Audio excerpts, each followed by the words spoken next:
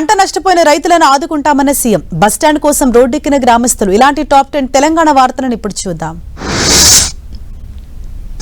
కాంగ్రెస్ సర్కారుపై TBJP chief Ramachandrarao fire అయ్యారు. ధాన్యం కొనుగోలు విషయంలో కాంగ్రెస్ సర్కారు విఫలమైందన్నారు.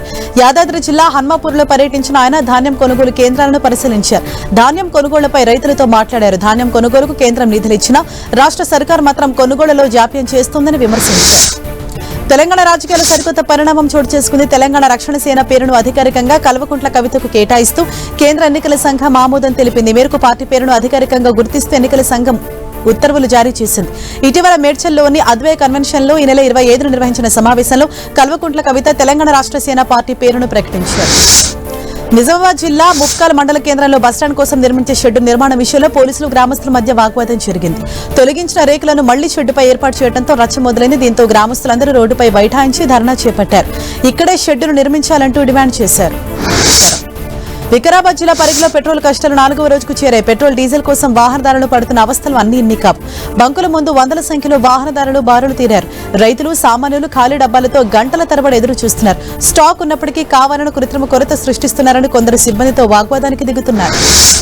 యాదాద్రి జిల్లా తురుకపల్లి మండలం ముల్కలపల్లిలో రైతులు పండించిన కల్లాల్లోని ధాన్యాన్ని మాజీ ఎమ్మెల్యే గొంగిడి సునీత పరిశీలించారు. ఆ తర్వాత నిర్వహించిన ధర్నాలో పాల్గొన్న ఆమె కాంగ్రెస్ ప్రభుత్వం రైతుల నిలువునా ముంచేస్తోందని ఆరోపించారు. వెంటనే ప్రభుత్వం రైతుల దగ్గరున్న ధాన్యాన్ని కొనుగోలు చేయాలని డిమాండ్ చేశారు. కరీంనగర్ జిల్లాలో శ్మశానంలోని కుటుంబం పేరుతో ఎన్టీవీలో ప్రసారమైన కథనానికి ఖైరతాబాద్ ఎమ్మెల్యే దానం నాగేందర్ స్పందించారు.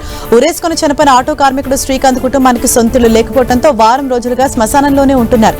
మృతుడి కుటుంబానికి 50,000 ఆర్థిక సాయంతో పాటు బట్టలు, నిత్యావసర సరుకులను ఎమ్మెల్యే దానం పంపించారు.